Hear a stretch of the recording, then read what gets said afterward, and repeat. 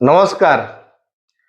किछ दिन पूर्वर सांसद भितर देशर गृहमंत्री जे सांविधानिक पदर अच्छा अमित शाह आम देशर त्राणकर्ता जहाँ आम स्वाधीन भारत रे मुंड टेकी चली पारुची समस्त को समान अधिकार देइछन्ति। गरीब ठू नहीं धनी पर्यंत, चाषी ठू नहीं महिला पर्यंत, छात्र युवा पर्यंत समस्त को समान अधिकार मिलची देश रे। से बाबा साहब भीमराव अंबेडकर को संसद भीतर अपमान कले।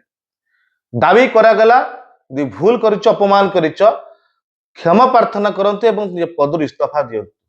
ए घटना को घंट घोड़िया ए मुद्दा को भड़कैया देशर सांसद अपोजिशन लीडर राहुल गांधी को संसद भीतर न जावाई चक्रांत कराला, अटकागला।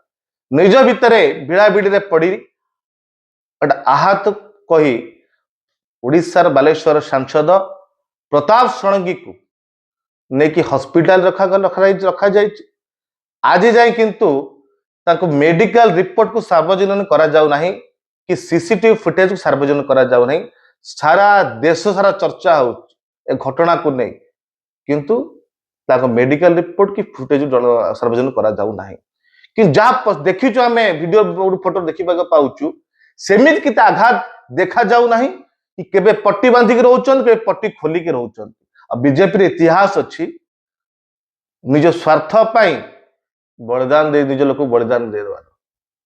आज साधारण चर्चा हो समस्त अनुभव करुचंती बीजेपी निज स्वार्थ पाई नन्ना को एत दिन है मेडिकल रखी जो व्यवहार करुच्ची मुख्य मुद्दा को भड़कैया चेष्टा करुच्ची एमती न हो जाऊ नन्ना को भूल इंजेक्शन देकी प्राण नहीं जातु बीजेपी, कारण ताकू दरकार निज बचाई।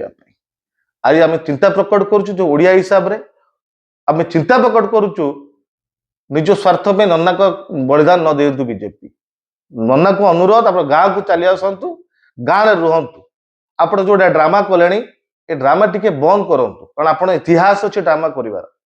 आप बिना वीडियो के पोखर गाधाती ना कि पूजा करती बिना वीडियो अभिनय आम देखीचु। आगु ग्रामस्टेन घटना छोट छोट पिला गाड़ी सहित तार हत्या अभियोग भी आपण नारे अच्छी, सी भी ड्रामा आम देखीचु। किछ दिन है मंत्री पद कि भूल त्रुटि आप मंत्री पद काढ़ी देइचंती। पुणी मंत्री पद पाइबा जो बड़े चेष्टा करुचंती से चेष्टा को बंद करंतु। अनुरोध आपण गोटे आपण जड़े भगवान विश्वासी, आपण ठाकुर विश्वासी, आपण एसबू ड्रामा बंद करंतु। कारण आपण को शोभा दौनी ए ड्रामा कले, कारण आपण को ड्रामा पाई आपण मंत्री पद आशा पाई बीजेपी स्वार्थ पाई आपण जीवन न नहीं जाऊ। ये आम सब चिंता प्रकट करुचु। यह मोर अनुरोध रहा नन्ना।